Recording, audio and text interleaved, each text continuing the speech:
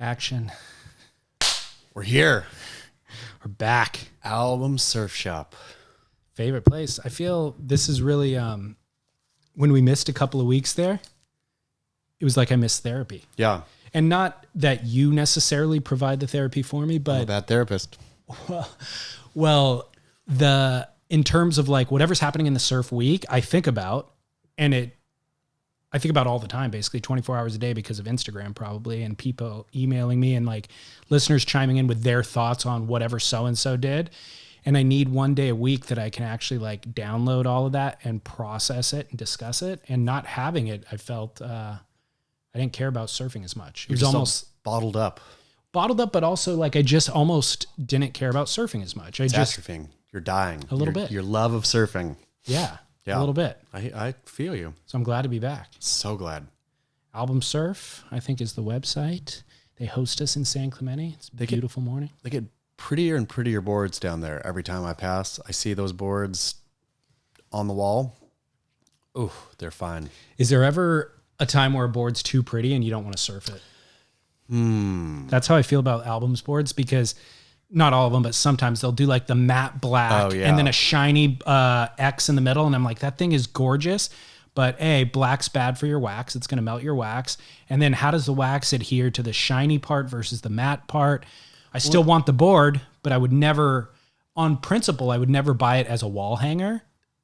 But I love the way it looks, but could I wax it? It's a real conundrum. Have you ever considered and or used that spray adhesive stuff? No, I've never considered it, nor have I used it. I think it's a horrible idea, but I don't know anything about it.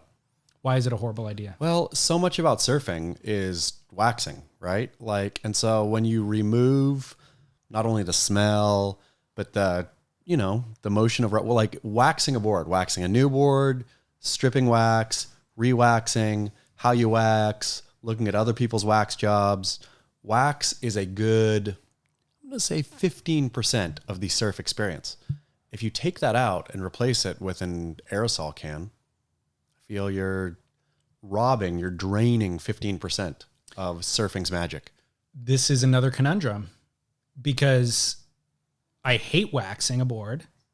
Even a new board? That is the worst because there's so much area that I have to cover. Of course, but you don't like really. Well, so this is the conundrum is, in hindsight, it's probably like working out, let's say, where in hindsight, you're thrilled that you did it and the rest of your day is better. But the prospect of doing it never feels any easier. The 100th time is just as hard as the first time for me.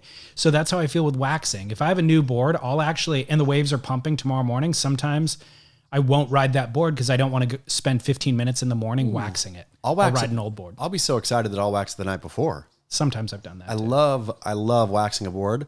You know what I dislike? Board porn Ron's stinking perfect wax jobs. The little dimples make me so mad.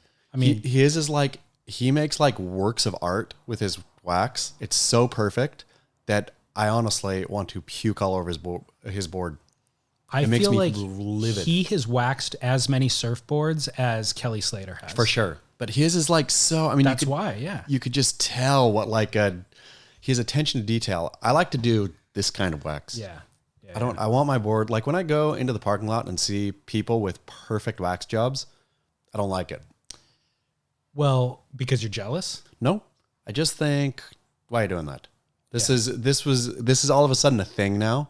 This was never a thing, right? I mean, having bumps on your board was a thing, but that whatever that like cross perfect bump thing is like in the last 6 months, right? What's your technique then? So say you had a brand new clean board. How do you do it? Brand new board. I just start at the tail and go. Sometimes I'll even use base coat. I'll say I used to not, but these days I've become a fan of base coat. So a quick base coat run though, big circles, then small circles, then wax, big circles, then small circles. That's it. Simple. Yeah. I don't go side to side, front to back. I mean, I just move up the board, big circles, small circles. I need to see your wax job then. It's ugly, but it's totally functional. Okay. I mean, how is stinking Ron Shine's perfect wax job it's not doing anything for them. Yeah, I think it is. So those small dimples, I feel like, don't get matted down nearly as quickly. Where if you're doing big strokes, it's laying down wax in a long pattern and it gets matted down and then becomes slick. The top becomes slick. So smaller dimple, more friction, more surface area, or I'm sorry, less surface area. Less surface area per kind of wax unit, let's say. So do you think Ron surfs better than me because his wax job is, I mean, what percentage, going back to the percentages, how much better does Ron surf because of his perfect wax job? Well, have you ever done a backside 360? I never have. There you go. I'm going to say 50% better. Have you ever done one on every wave that you post on Instagram? Nope. Okay, then I'm going to say 70% better. All right. So I had so much I wanted to cover. Okay. The other thing, conundrum. Yeah. I love having a clean wax job, like on a used board. Sure. I love having a fresh wax job, but I hate stripping the wax. So the easiest way, we're going to just ask or say, leave it in the sun for 5 minutes, use a credit card, and the thing comes off easily. You actually don't want to leave it in the sun too long because it gets soupy. That soupy is the worst. But then you can forego the credit card and just use a paper towel or a whole roll of paper towels. That's what I do. I've never done that. Oh yeah. If I leave it in the sun too long, I'll just basically get a roll of paper towels and just right. Yeah. And it actually works that way. I mean, it's messy, but because off it goes. When it gets too soupy, when I scrape it, it actually leaves a thin film of soup that you can't even see to the eye. Exactly. So there was another product on the market that probably still is, the pickle. Yep. Which I learned 10 years ago, figured out just intuitively, it's just surfboard foam, polyurethane foam in a stocking. Like in a leg, woman's leg stocking. That's all it is? That's all it is, dude. So that's what I did. I just went and bought stockings and went to my local surfboard shaper and just poly.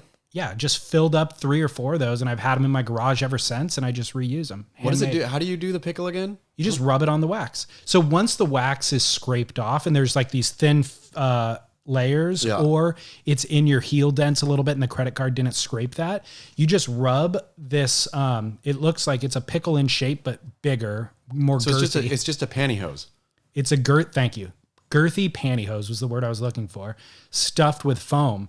And something about the foam seeping through the pantyhose, it lays it onto the wax, and then the pantyhose texture itself peels it off. Well, look at that. So the wax I've never used this. Like imagine if you're going to pick up an oil spill, they dump like foam or sawdust or whatever on it, then you can just scrape it up easily with a broom. So that's what the pickle does. That's what the pickle does. It lays the foam on top of the wax and then draws it up with the pantyhose material. Fantastic. Yeah, it works. I don't know who invented that, but it works beautifully. Do you strip your wax every trip you go on? Yeah, because last time I went to Costa Rica, I paddled out on like an overhead day with cold water wax on my board. Just slipped all over? Fully almost pulled a hammy, slipped and was like, ow, that hurt, and it could have been worse. Yeah. Yeah.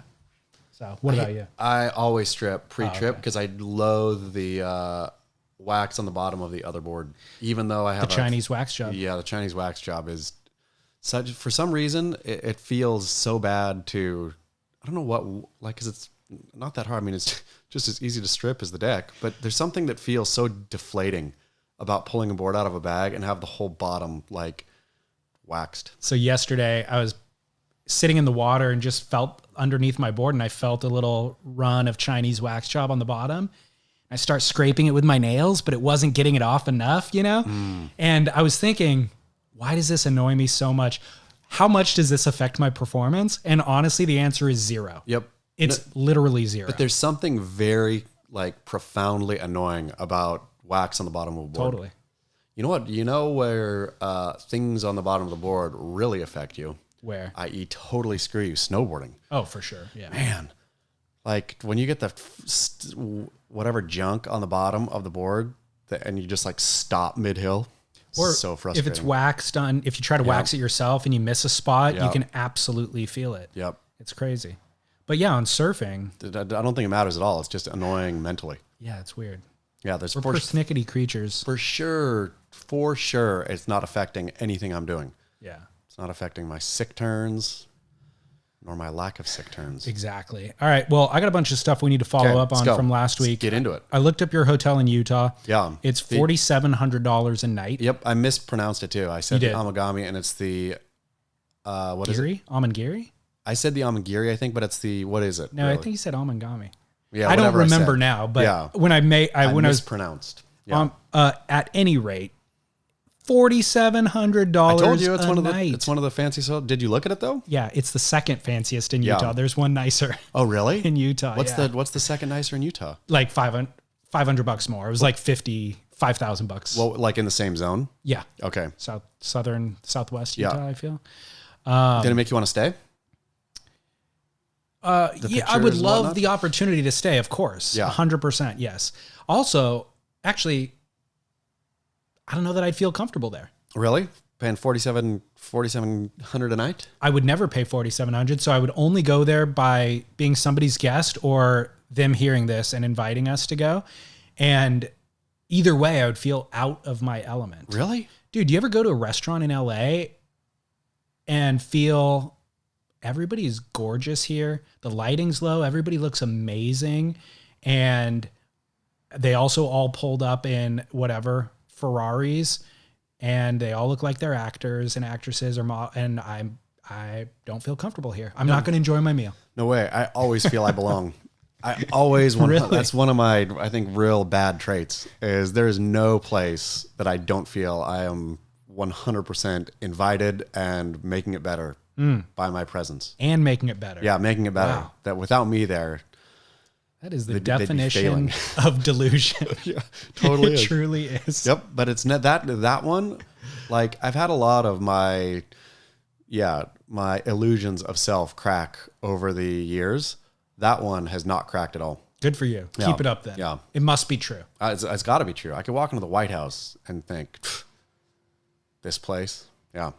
Well, with this hotel in particular, it's not just the price. It's a very austere. Yeah. It's very design. Yeah, like my room is all poured concrete. Mm-hmm. Like I don't feel comfortable here. Really? You know what I mean? But I think it's all, isn't it all like enhancing the natural surroundings and stuff? I think it's an architectural wonder. I think it's supposed to fit in, to the natural landscape, but it still feels forced somehow. I don't know that they executed. I don't know. I haven't been there. Yeah, we should go. Like to go. Let's go. I'd like to go. Let's set up a GoFundMe. Yeah. Have the listeners fund this for us. 47. All we need is $4,700 for one night. No, It was a 3-night minimum. That was the problem. Maybe it was just the time of year I checked. No, it's always, I don't know that it's always 47, but it's always well above 2 or any time I've ever checked. Yeah. You also sold a pair of sunglasses inadvertently. I did. We don't even have a sunglass sponsor. I know. And you sold a pair of sunglasses inadvertently on our YouTube comments. Look at that. I went in and I can't remember Andy Blanchard asked. Andy Blanchard asked what my sunnies are, which I love my sunnies too. They're Garrett Light, which do you know Oliver Peoples? I know of. It's the Oliver Peoples founder's son. Started his own sunglass company called Garrett Light. I think they have a couple shops. One's in Venice, but they're epic. And you can get like more or less custom. I think these ones are a one-of-a-kind pair. Sweet. Well, this is not a paid advertisement, but good on them. Garrett Light. Speaking of YouTube, we have various international women in our comments who want to please us sexually if only we'll click over to their websites. Amazing. Is it the Coffee Sisters? No, it's a lot of Russians, it seems. Well, that's great. We have a Russian fan base. Andrea Rodriguez said, I need a boyfriend with 6 kissy face emojis and 4 heart emojis. Amazing. Do you want to reply to those or should I? Yeah, you should, I think. Okay. How'd your month without drinking go? Was that last month or is it October? I already lost track. It was September. It was. Okay. Yeah. How'd it round out? I forgot to check in at the end. Yeah, it was fine enough. Like nothing notable, just done and now starting again. Now that you're starting again, do you feel the negative effects? No. Okay. Yeah. It would be a bummer to actually go cold turkey. To know that you can't do it, I feel like increases the drive to do it. For sure. But I would imagine you cross the Rubicon at some point and then lose desire. Yeah, for sure. I mean, I would think so. That'd be terrible if you were actually in AA and still had the desire 30 years later. I mean, it'd be rough. Maybe those people brutal. do. Maybe those people still have the desire.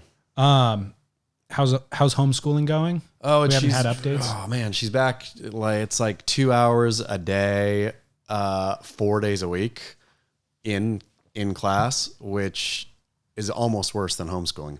It like is such a mixed bag of I don't really know what she's learning there, so I don't really know. I mean, yeah, to be frank, I'm thinking about pulling the plug entirely. I already talked about that but I'm still thinking about pulling the plug entirely. Does she like going in? That's the problem. Is she likes going to school, but she doesn't like school.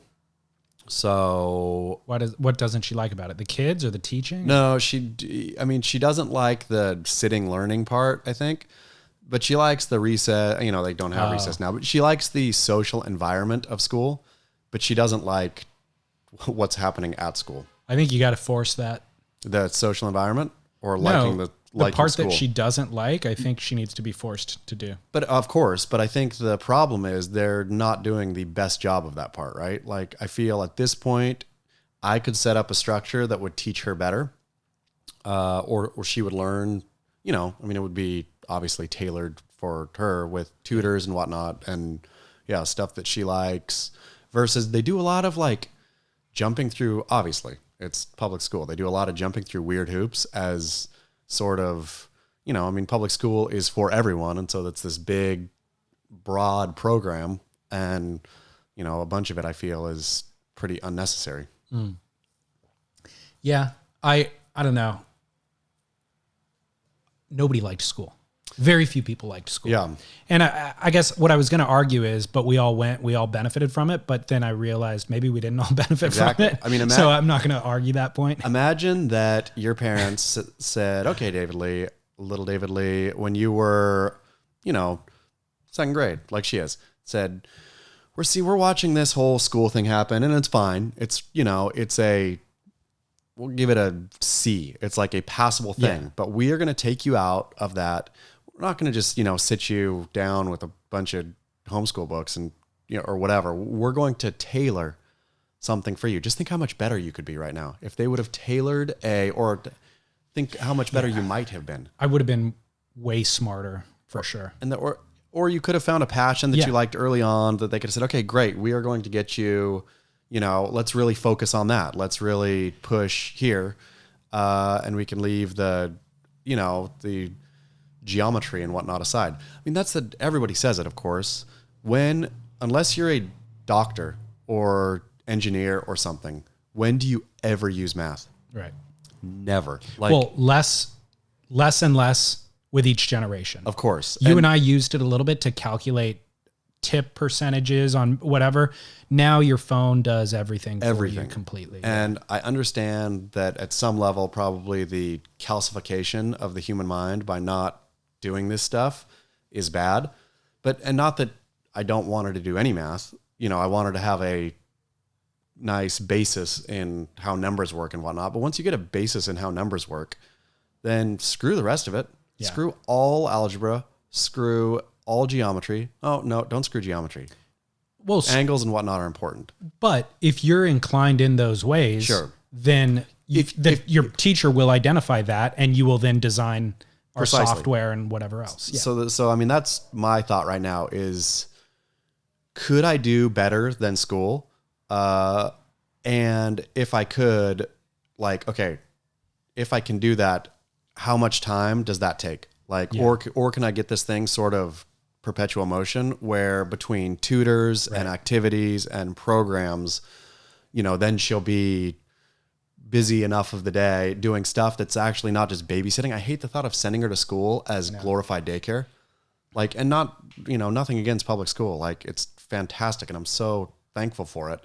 But as I think, okay, what are the options? And especially if she's going to be stinking in for 2 hours a day, 4 days a week, then there's certainly a better option than that. Individualized learning is probably the best case scenario and probably what you pay for if you're sending your kid to public or private schools or whatever. It's probably fewer students in the classroom, I would think. Mm-hmm. And so I think you're definitely going down the right direction.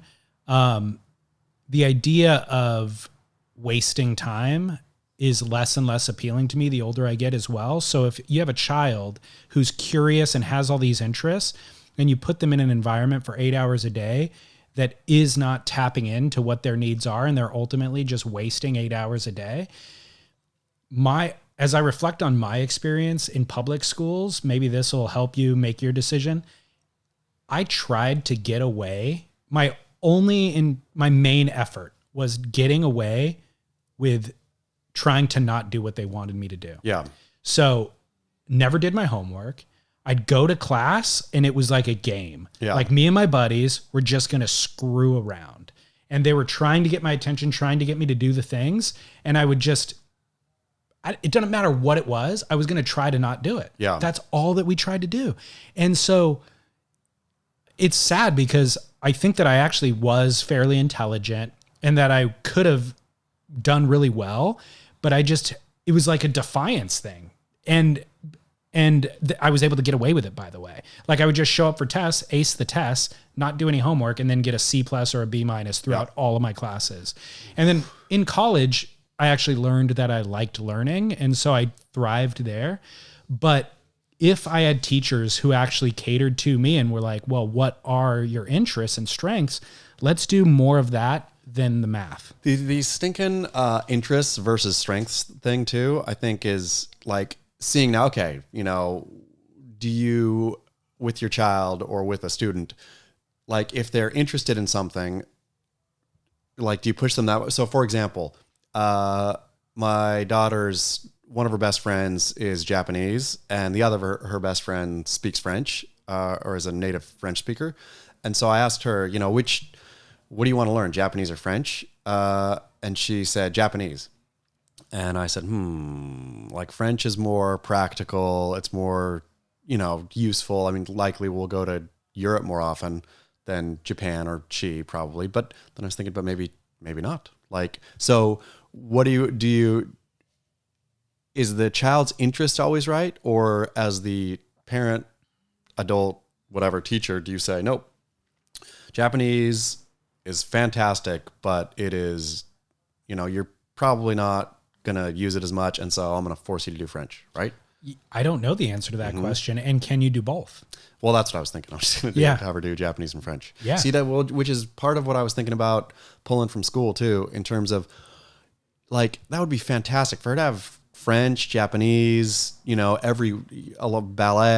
I mean, and then along with the math and reading and whatnot, but it would be a lot more practical use in her life to know multiple languages than forcing her to learn algebra if she's not inclined. Yep. That's what I think. And this actually relates to some of my surf news that I have later, but I'm not going to go there yet because we have a few things we need to touch on still. Okay. Well, let's just do boarding school because we're talking about private school. We did Barrel or Knob boarding schools. I got a lot of feedback about that. Yeah. One was that I referenced Paris Hilton being the impetus for that Barrel or Knob. She put a documentary out. I had not watched the documentary. Did you watch it now? Yeah. A couple people encouraged me. They're like, I think you misread Paris. I was basically saying Paris is a priss. Sure. And like got regular amount of discipline at boarding school and pretended like she was tortured. Is that not true? No, she was properly tortured. How much do you love totally speaking off the cuff without any knowledge? Just opinion, like shallow opinion, and just speaking it as truth and then getting caught out.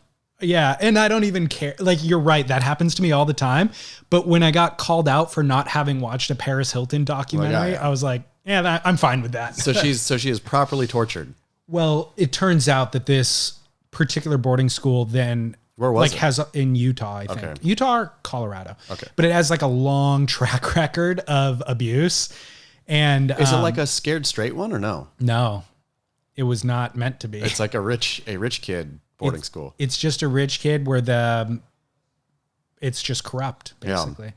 So I did watch that documentary.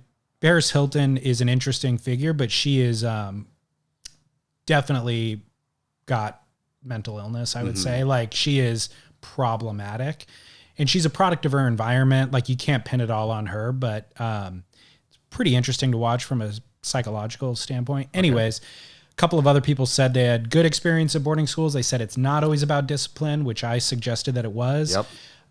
One guy said, holy crap, just listen to the episode. My parents were in the military, and I was sent to a boys' boarding school at age 11. Spent the next 5 years trying not to get effed by male teachers. Shortly after I left the place, was investigated and ultimately shut down. A pedophile ring had been operating there for years. Oof. I was one of the lucky ones. Lots of others are still living with the trauma. Huge nah for me. Wow. How crazy is that? Poor guy. Yeah. Well, maybe it made him stronger. Yeah. Well, I mean, thankfully he dodged it. Yeah. But, I mean, still having to dodge it for 5 years as starting at 11? At 11. So to even identify that was a threat at 11, Sure. I wouldn't have identified it. I would have No. been like, yeah, Ugh. crazy, right? Yeah. Off-putting. You also referenced Scent of the Woman, the movie. Yeah. I watched that the night of Friday night. You I had watched never it. seen Scent of a... I can't believe you had never seen it. So my thought was I had encountered it, parts of it at various times, and never watched it from beginning to end. Wow. And then I sat and watched it. I definitely had never seen that movie before. Yeah. It was all new to me, and it was way more serious than I thought. Sure. Just from hearing everybody go hoo-ah all the time and seeing him walking around with a cane, I thought it was like all, I don't know, light-hearted. It's not lighthearted at all. No, it's about suicide. Serious, about coming of age, about making decisions. Crazy. Yeah. And Al Pacino hugely overacted. What is the... what's the kid's name again? Chris O'Donnell. Yeah, but what's Chris's name in there? Oh, I forget. Yeah, he's a man. Yeah. And it goes in this big speech. This boy. Yeah. It was really, really good. Yeah. But I mean, way more serious. I got midway through and I was like, it traumatized going, oh my gosh, I thought this was going to be a lighthearted romp. Serious. Dead serious. Serious film. But boarding school. About boarding school. It is. Exactly. All right. Also, I was reading Ashton's write-up on Stab about Michael Thompson. Ooh, the number one comment in there, you're ripping him a new one. Yeah, you like that?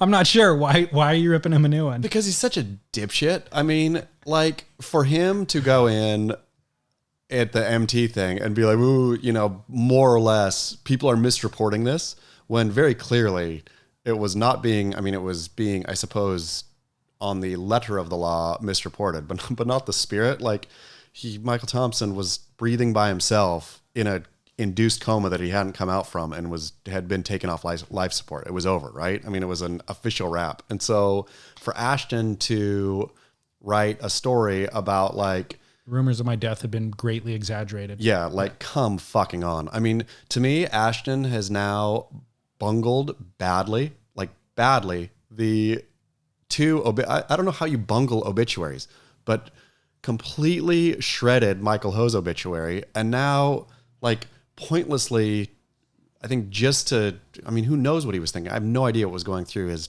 fat mind. What's his role at Stab currently? Do you have any no idea? idea. Yeah. Me neither. I feel like I heard Stab moved to Oceanside. the magazine, Uh-huh. like the headquarters. I mean, I don't know what they consider a headquarters, but It was an office.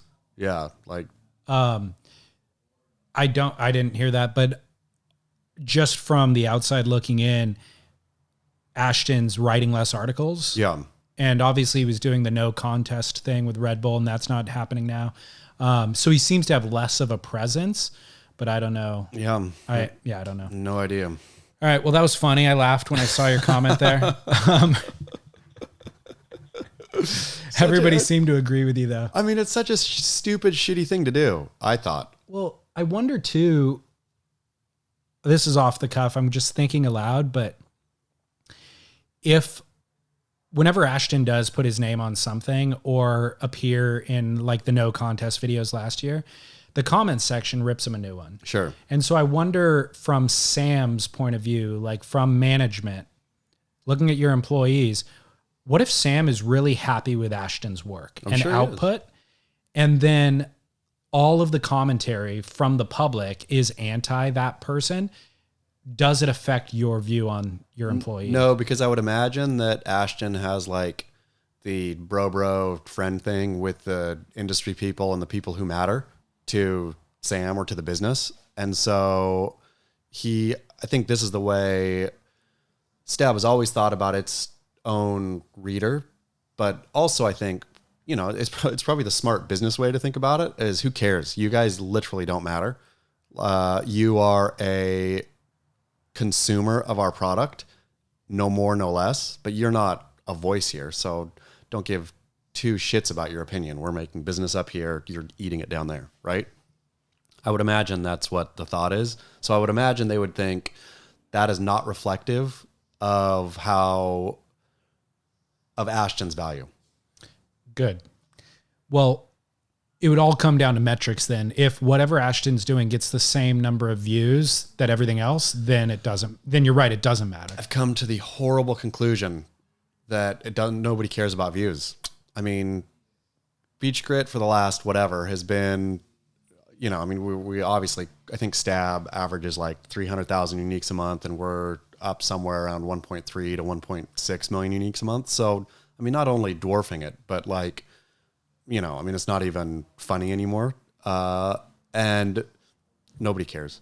Nobody cares. Like, people don't care about views. Advertisers don't care. Advertisers don't care about views. And the public doesn't care about views either. Who cares, right? And so... The public definitely doesn't. Yeah, but advertisers that should be their currency. Should be, but it's not. They claim it is. I don't think they mean it. I think they think, whatever, which, again, I'm no businessman, very clearly, but whatever the machinations of making money, I don't understand, but it very clearly has nothing to do with views.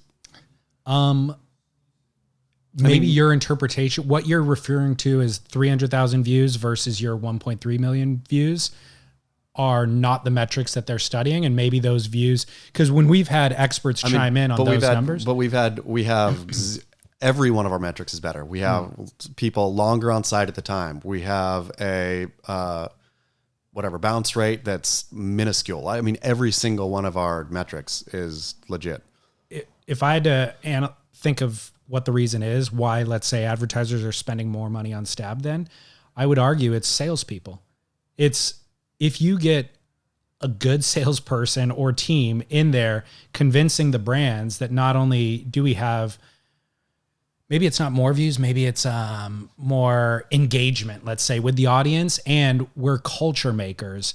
I think a salesperson could convince an advertiser that those things are true. Possibly. Not that it is true. But also, I was just told by a friend, a wonderful person, who I will not share her identity, but surf industry person, who said that Beach Grit is a place of white male nihilists, and it scared them deeply. Beach Grits, or I don't know about scared, but it was very concerning that Beach Grit is white male nihilism.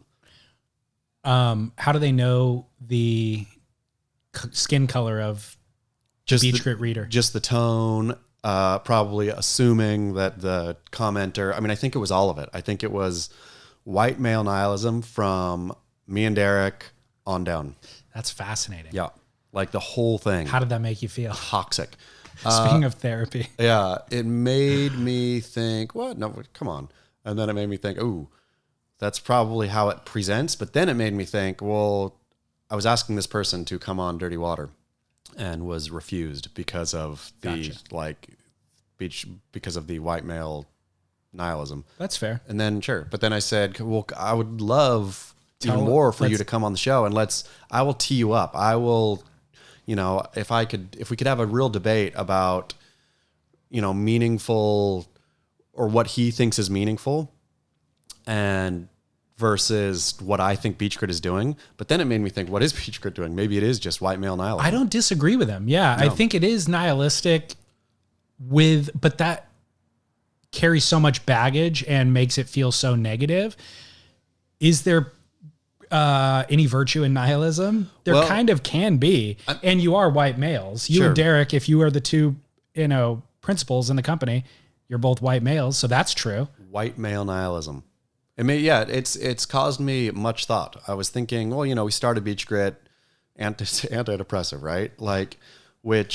Has the ship turned into somewhere that's purely toxic, now. Like, but I don't think it's, I think it's still antidepressive. That's what I think, I suppose, is antidepressive. Yeah. Like being able to laugh at virtually everything.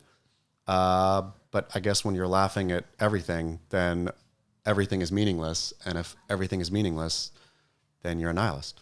But I was trying to think of what the principles are, because there's clearly, there's things that I feel so deeply strongly about, but then I was, continuing to think, have I rotted my core?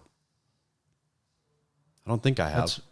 I don't know that I have an opinion on that. That's for you to analyze. I'm still on the white male nihilism thing. We, good friend, best friends, and I, or best friend and I in college came up with our philosophy, funny enough, which was +1 nihilism, which is nothing matters except the person directly in front of you. I like it. Yeah, +1 nihilism. I could live by that. Yeah.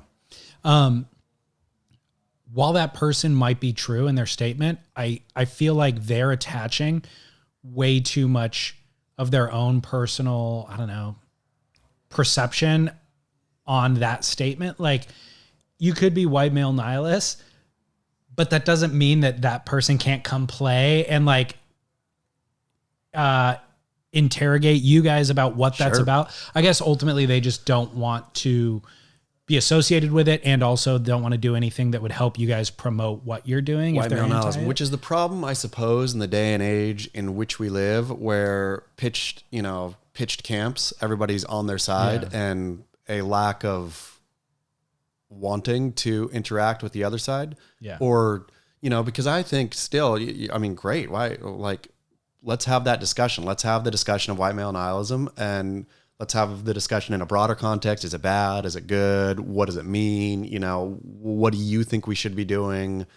What are you doing? Like, to me, it is ground for a conversation, but I suppose from this person's perspective, that conversation will be happening on Beach Grit, which is, again, the place of white man nihilists. But back to Stab and Ashton and the rest of the surf industry, even though we crush everyone with our numbers, maybe that's how the surf industry also looks at Beach Grit. It is a place of white male nihilists, toxic, mean-spirited, not anything we want to be associated with.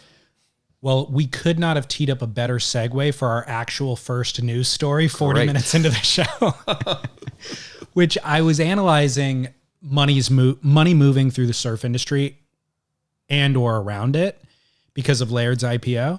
And so I had an epiphany that maybe there might be more money in surfing without the WSL post-COVID. Let's just say post-WSL. Like, does the WSL survive COVID? Maybe not. Yep. And so it used to be, or let's say for the last 2 decades, professional surfing was where the money, professional competitive surfing was where the money was made. Yep. So if you were winning world titles, you get $1 million bonus from your sponsor. And then obviously all the contest earnings probably amount to $300,000 if you won a world title that year. No, I think a lot more. More in the last couple of years. Yeah, I guess so. I guess they really, it was $30,000 forever for a win. So yeah, $300,000 if you win the world title. Yeah. But you don't win every event, know? So what, and then, so like the top surfers were making between $1 to $4 million, let's say. I think I would argue it's funny. I just was reading Welcome to Paradise. It's awesome to read I did the audio version that just never existed. I just envision you in your backyard reading your own books. Yeah, just sitting slowly. No, there's no audio version of Welcome to Paradise. Now go to hell until now. And I insisted. I was dissatisfied with the reader on the other cocaine. It was terrible. Yeah. It was terrible. And so I insisted. I should have insisted on Reports from Hell too, but I insisted on this one. And so at first they were like, and then, but they said, okay. So in the studio for the last, it was supposed to be all week, but I banged it out in 3 days.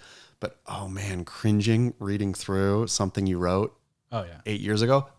All to say though, that remembering the stinking middle pack, bottom pack of pro was doing over 1.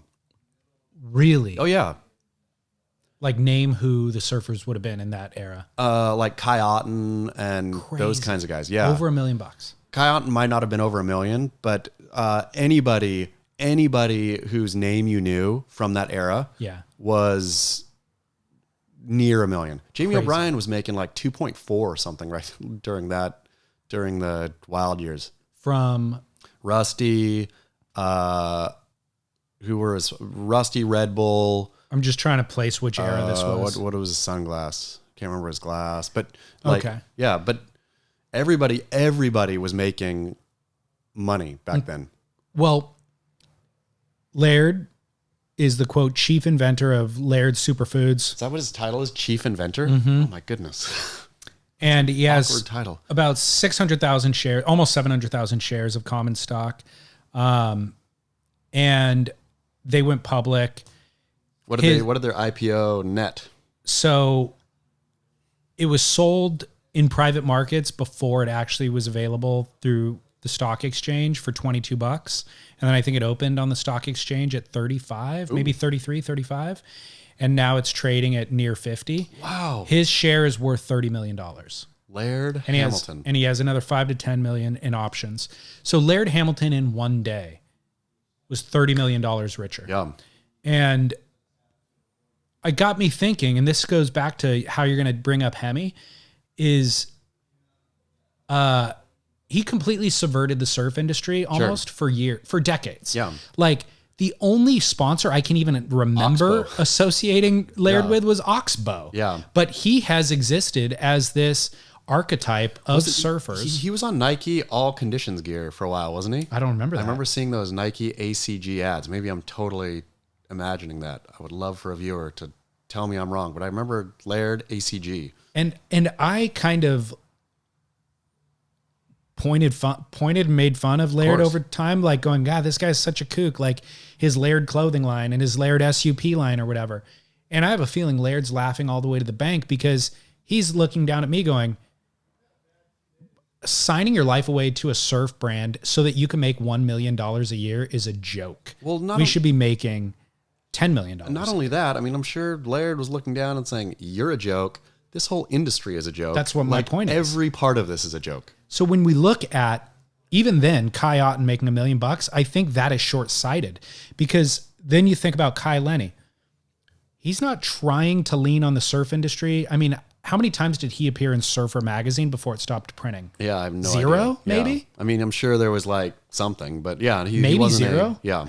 It was 0 to 10? Yeah, you know? 0 to 10. And versus, name the number of surfers who have been in it more than a dozen times who haven't made $1 million in their entire life added up. I mean, you know?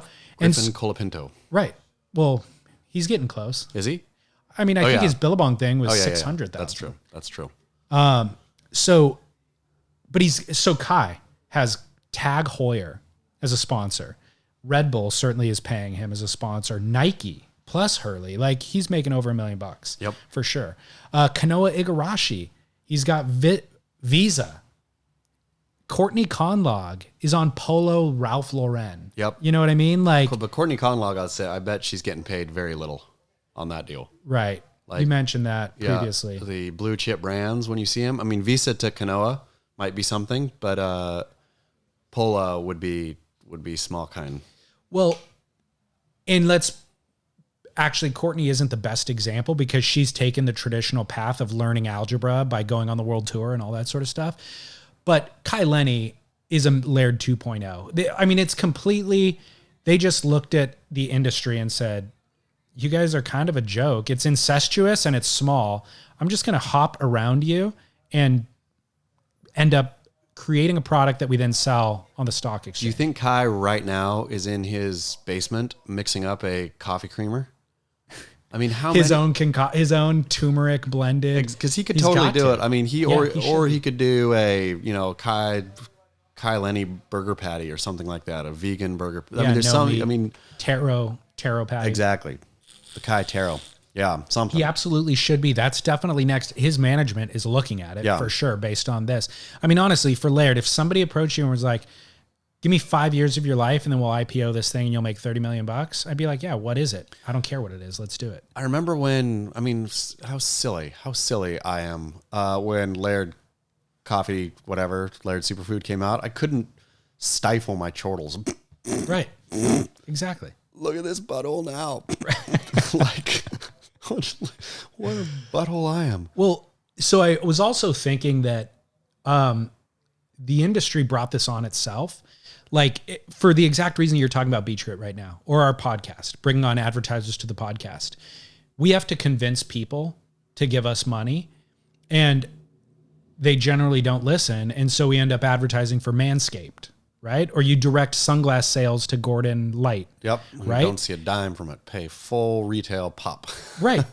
But it's like, we can't convince the industry to give us money. And all these kind of non-endemic brands recognize the value and go, okay, well, we'll give you money and we can do it. Which I'd rather funnel that money back into, brands that we're actually using in the water every day. If we could give us $1, you'll end up making $2 from our listeners, because our listeners want to support us.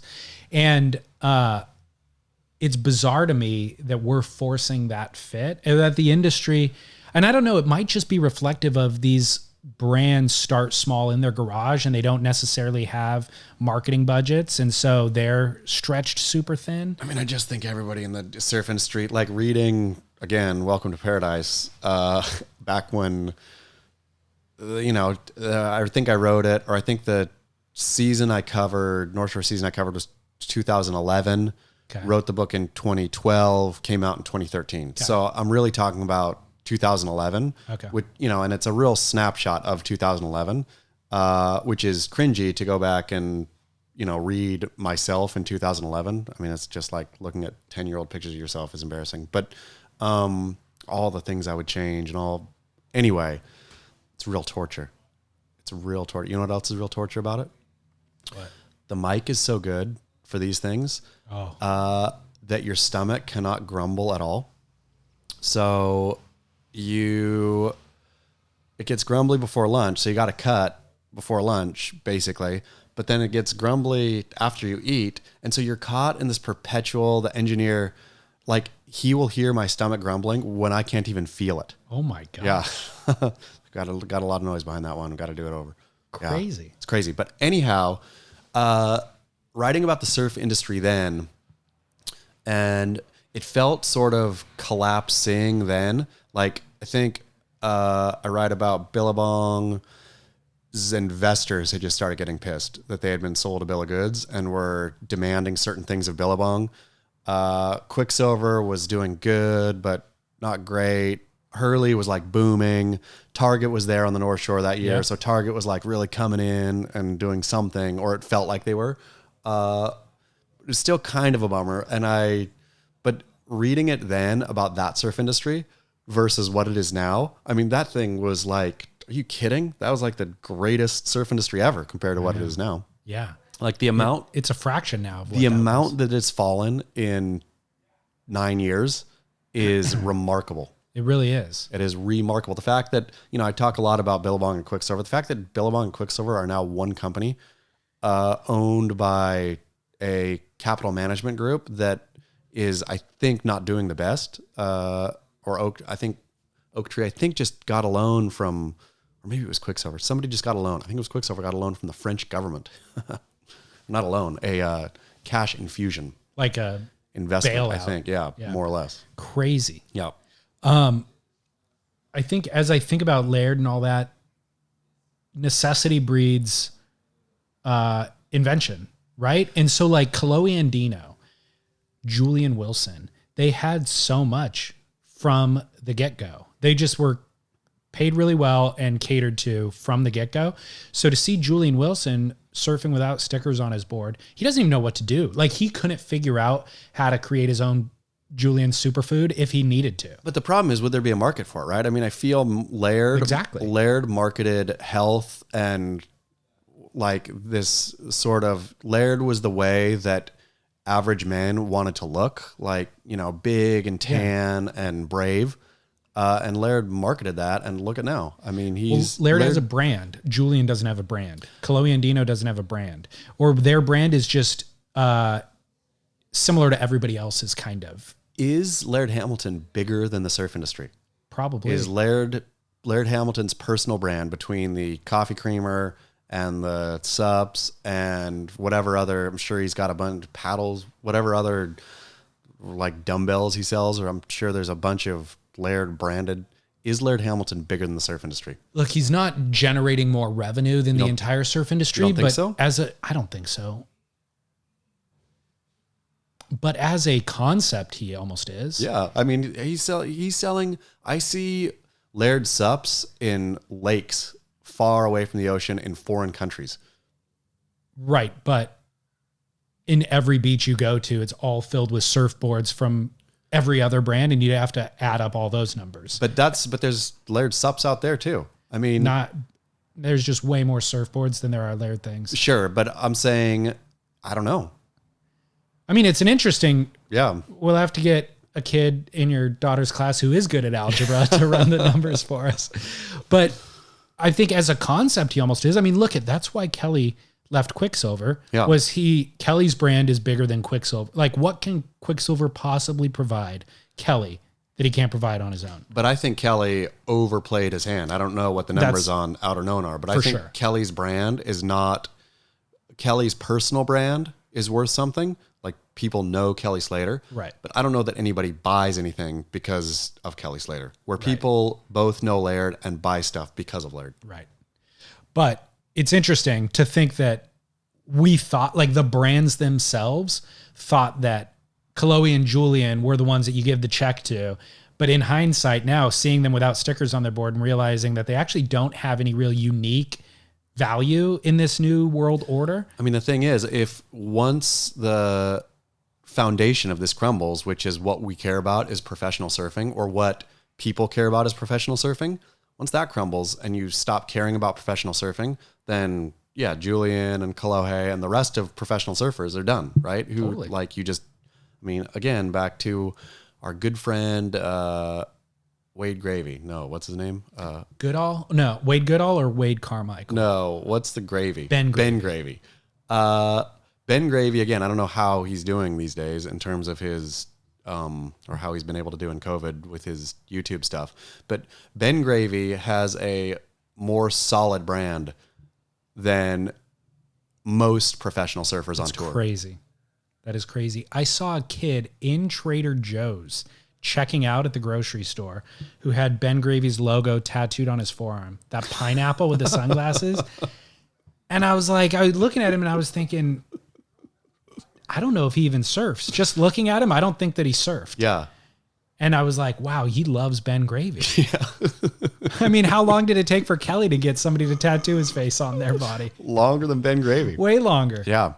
As my mind was blown. Yeah, but like the whole entire, like, the money, for sure, more money than ever is going into surfing. I mean, I'm sure that Wavestorm sales are like, I mean, through the roof. I mean, I think there's a bunch of surfing stuff that is selling. Just very little of it flows into the actual surf industry. Yeah. It's fascinating. Yep. Well, perfect dovetail for the next segment, which is called the backside bottom line. Great. And so the seed of when that transition happens, we might be seeing with Stab Magazine right now.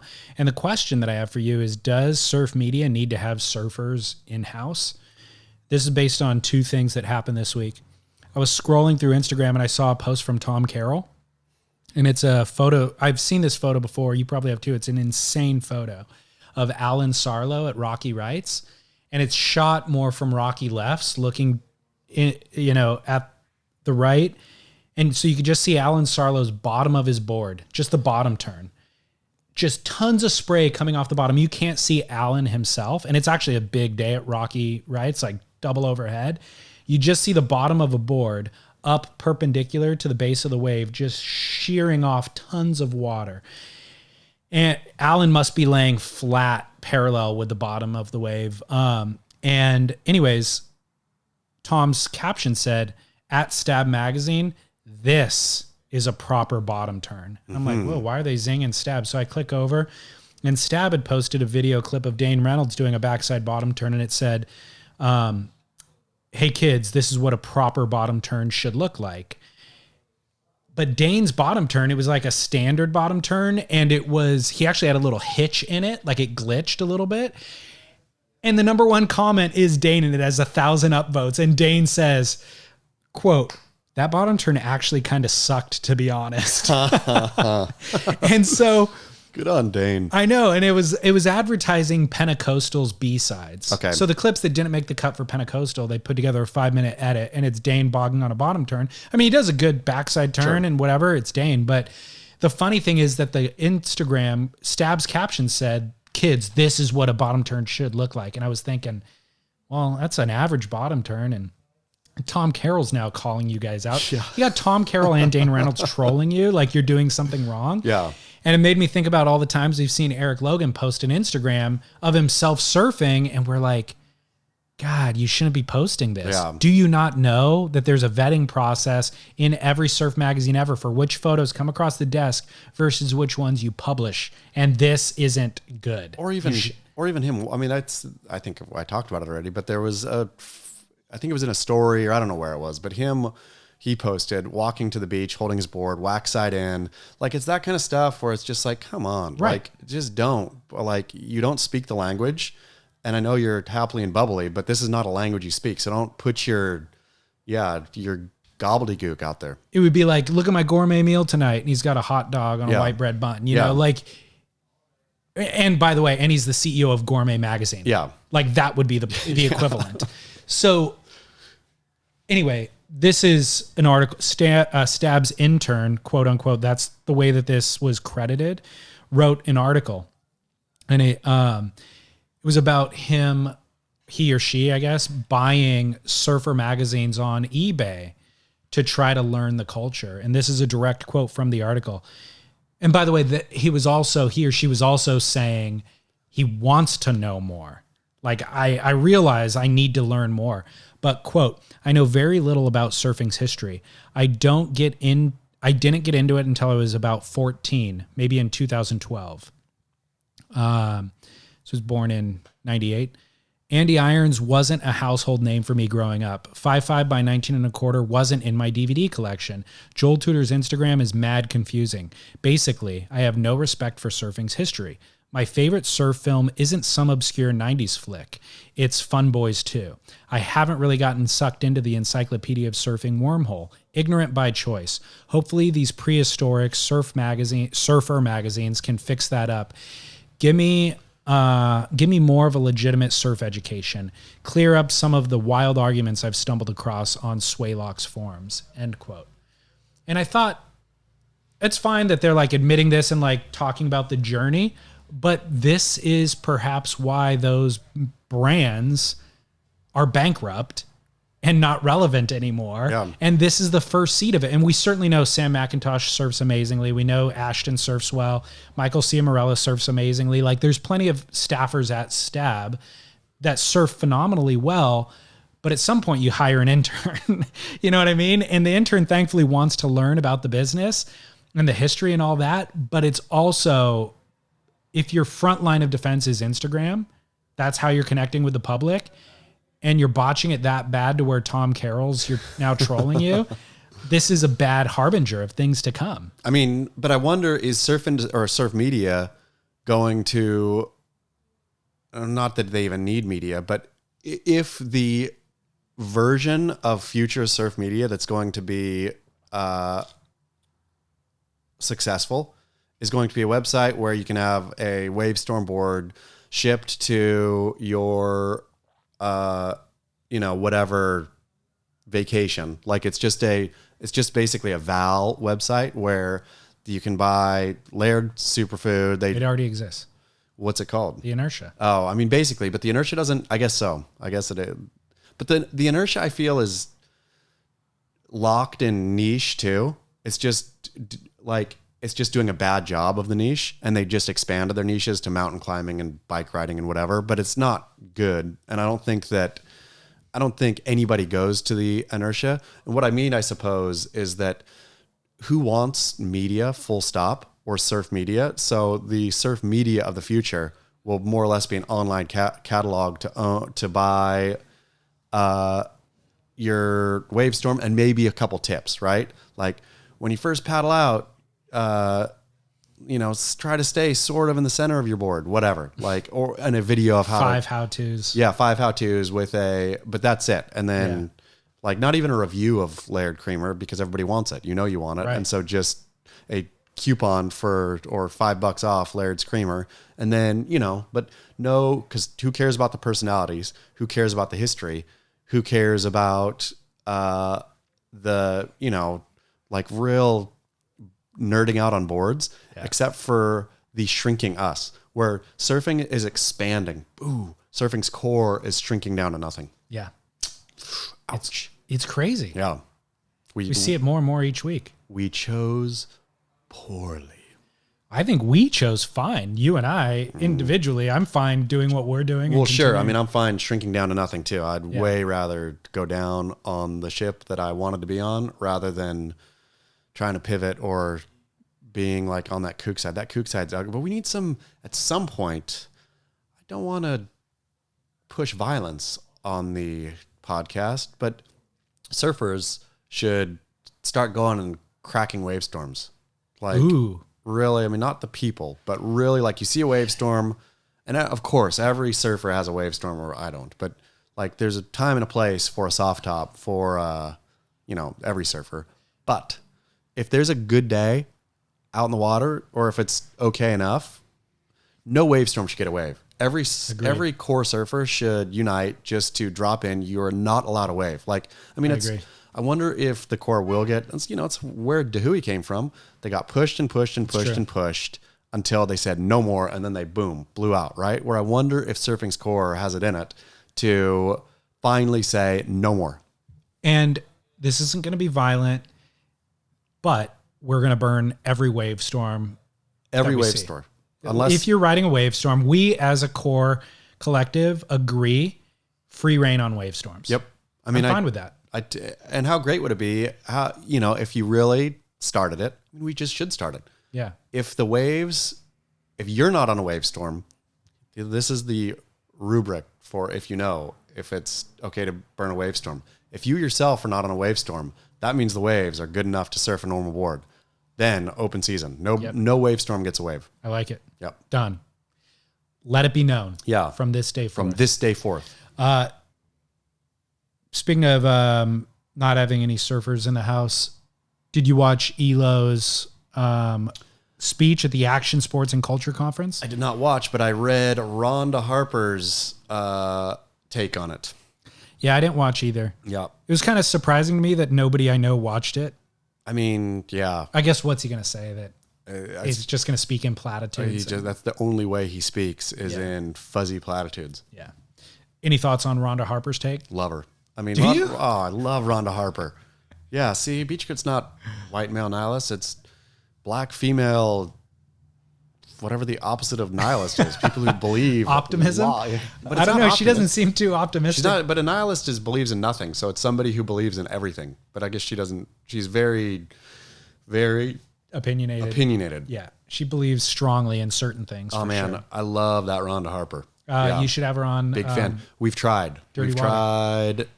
We'll try again. Okay. She responded funny to Derek the first time. I can't remember what she said. It's like something like, hell no, something.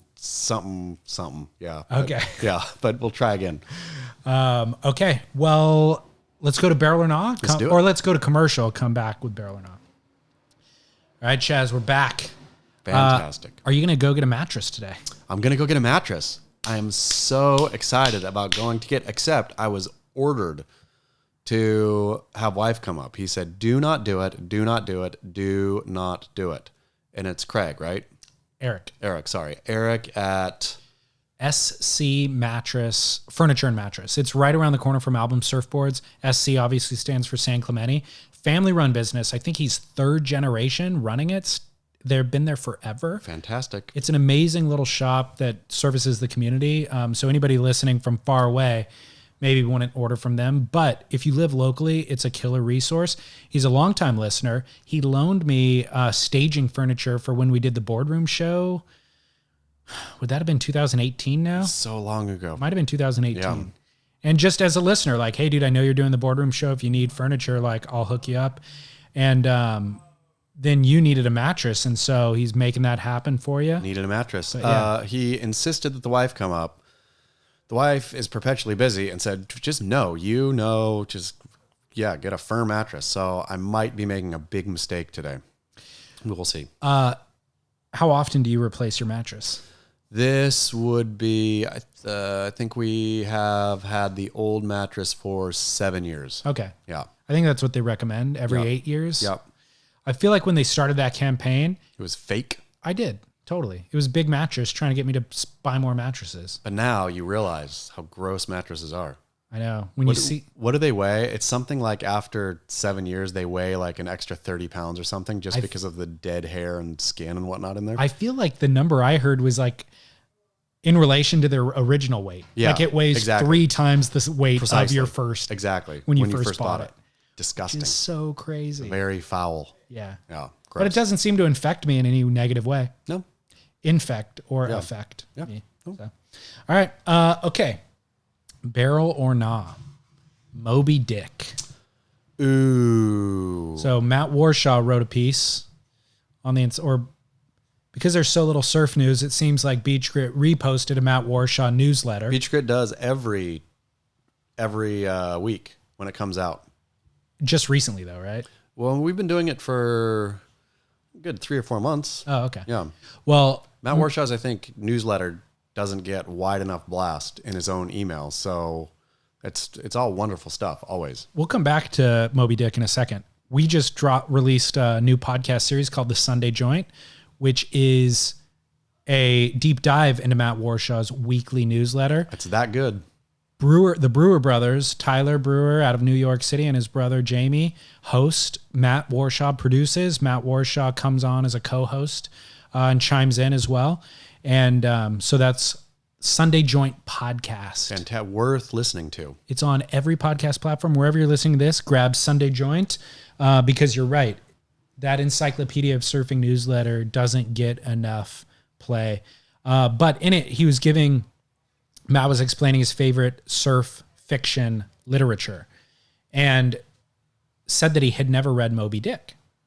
And then Derek chimed in the comments section saying that he read it 3 years ago and he loved it. So Matt listened to a snippet on audiobook and said, holy cow, this is amazing. I'm going to actually sit down and read it. So Barrel or Not, Moby Dick. Barrel. Have you read it? No. I haven't read the whole thing. I must have. I think I read the, I'm sorry, I take it back. I have read it. I read it in high school. Oh, okay. Yeah. But I think kind of skimmy, not super into it, but right. Total barrel. I mean, just the imagery that we have gotten from Moby Dick, the lines that even people who haven't read it know. Moby Dick is amazing. It is one of my favorite books. And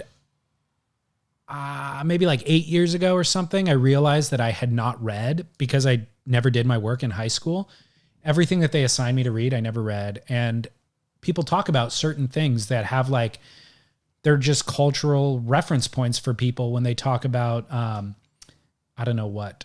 I mean, certainly Moby Dick, but... The Sun Also Rises. Yeah, like all sorts of classic novels that I just didn't ever catch the references, but I knew I should.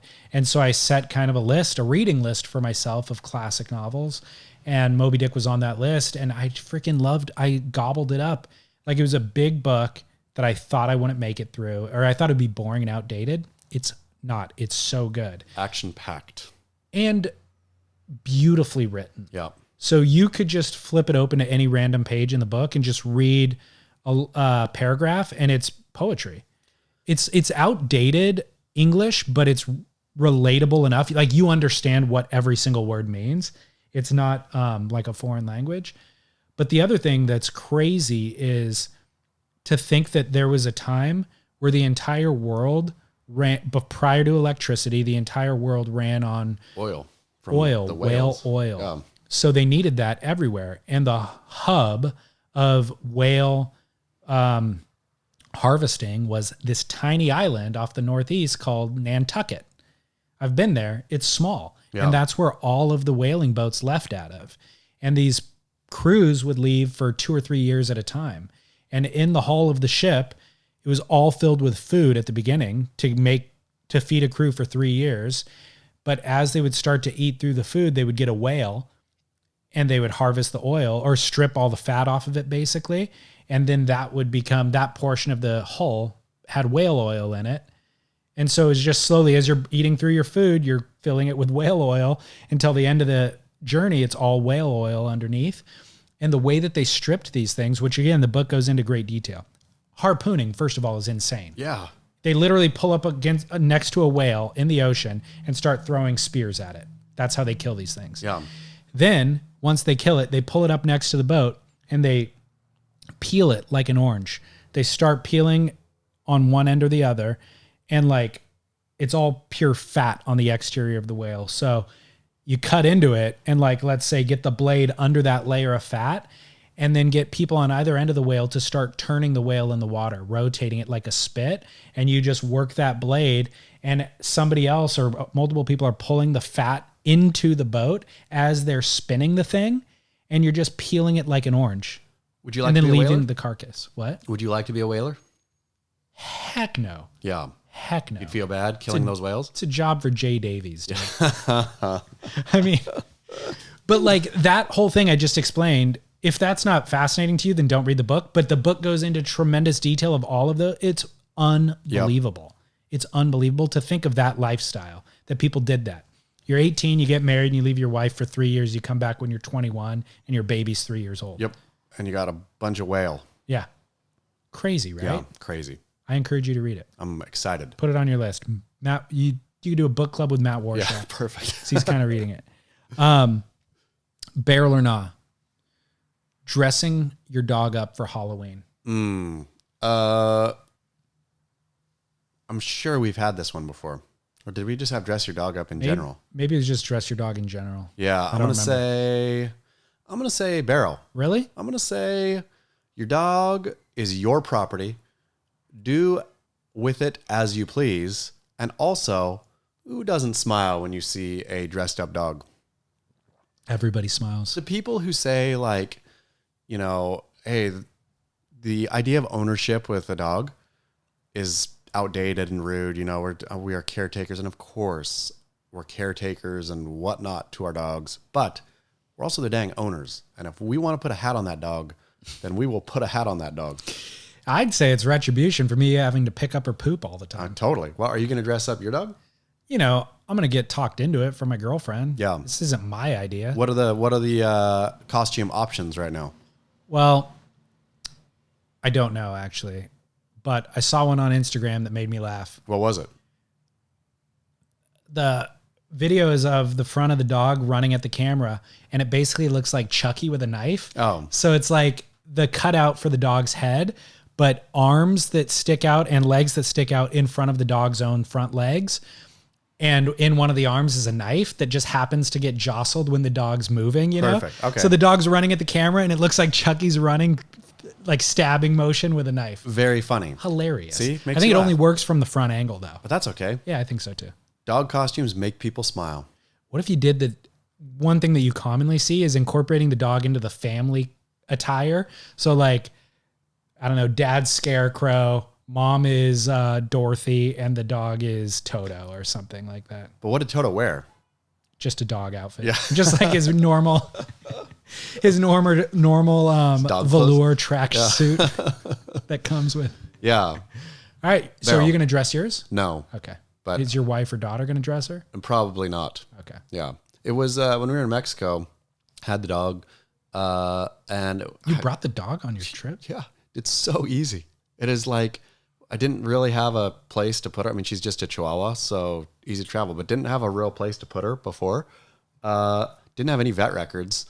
Like read online that you don't really need vet records to take it to Mexico. It's like new. And I was like, I don't really trust that. So I emailed or called the old owner and said, hey, is there any kind of vet records? And she sorted it out and sent them over. So then I had like some kind of outdated vet records, and yeah, just like brought her like it was zero problem, and even less problem coming back from Mexico with the dog. Wow. Yeah. And how was she on the plane? I mean, it's such a short flight to Cabo, but great. She just sat in her kennel and quietly minded her own business. But crazy. It was her birthday down there. And at the Ritz, they made her, I didn't know it was her birthday, but the owner said, oh, come to find out, it's Thunderstruck's 5th birthday or whatever it was. And so the Ritz people overheard me talking or telling my wife, and so made a birthday hat, a birthday bib thing with her name on it. Yeah, whole 9. This is out of control. You're blowing my mind right now. I never would have expected you to travel with a dog. Yep. And secondly, throw a birthday party at the Ritz-Carlton for the dog. I didn't throw it. But you did. It was thrown. A birthday party was thrown. You co-signed this thing. At the Ritz-Carlton for a Chihuahua. Ridiculous. Yep. If that's what the Ritz-Carlton does, what does the Amangiri do? That's what I'm saying. Well, we're going to find out when we crowdfund our 12. What is it? We need like 1,500. I mean 15,000. Yeah. I'm presuming there's going to be a massage, like a doggy yoga class, a doggy massage. You get to a certain level, and I would imagine that say dogs not invited. Even though rich people love their dogs, I think they love to put it up to you can put your dog in the $1,000 a night dog spa, like down the road, but no dogs here. They might actually have a boarding facility on site. Yep. You know, but I don't know if rich people, I guess rich people like to board their kids. So probably like to board their dogs too. Probably board their kids more than their dogs, I would think. Barrel or nah? Birding. Ooh, I'm going to go big barrel. Why? I'm going to go big barrel. I feel, you scare white women in Central Park, which is a plus. Didn't think about that one. B, you're totally unobtrusive to everyone in the world. Like, you're not out clogging the lineup. You're not out on the trail, on the hiking trail, being one extra body.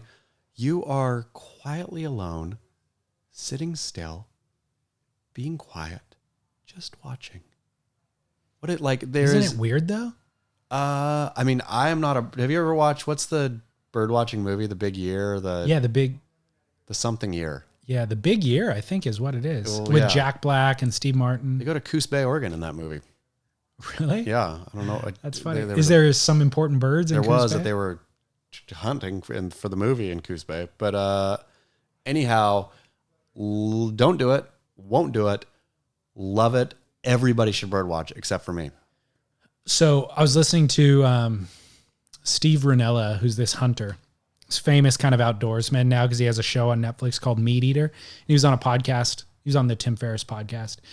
And at the end, that was the question, was like, how do you, what's your recommendation for somebody who like is craving the outdoors, but maybe they live in the city? Like, what's your recommendation for how they can connect with the outdoors? They don't need to go kill an elk in Alaska, but how do they reconnect with the outdoors? And that's one thing that he was saying was he's like, get Sibley's book on birds and sit from wherever your apartment is and identify every bird that comes by and learn about that bird and like why it's in that part of the world and all this sort of stuff. I'm gonna start bird watching now. And I was kind of fascinated by the concept. And he's like, if you're in New York, but you could see the Hudson and there's seagulls across the Hudson, like it seems, a seagull you wouldn't even think about, but understand why a seagull is. It seems like it would gamify life.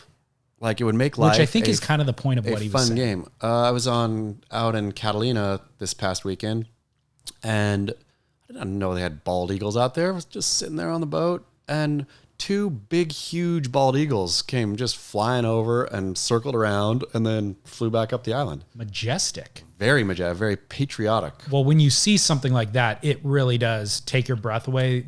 Like the majesty and also the talons and like the actual predator aspect of them is fascinating. My dad, I don't know if he still does, watches a bald eagle cam. Oh. There's a camera somewhere in the local mountains on a bald eagle's nest. Oh.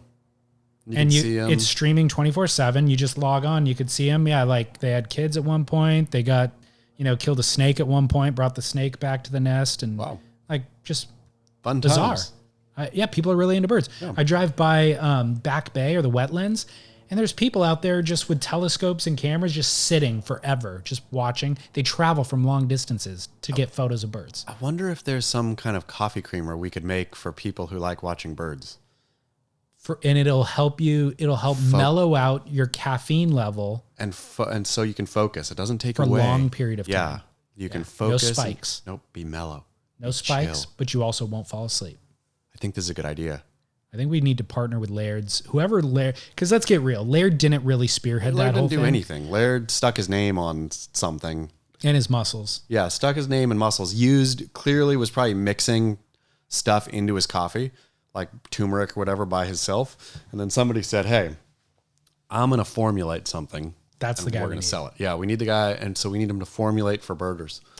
And by the way, guy, whatever your name is, birding is way bigger than surfing is. Huge. They made a movie about it with Steve Martin. And has a bigger growth potential too, because anybody can be a birder. For sure. Well, now, based on what Steve Ranella said, there's going to be people in their New York City apartments being birders. I'm talking about. So, all right. I like it. Birding then. I didn't think this would be barrel, but I guess it is. It's a big barrel. 3 barrels. Yep.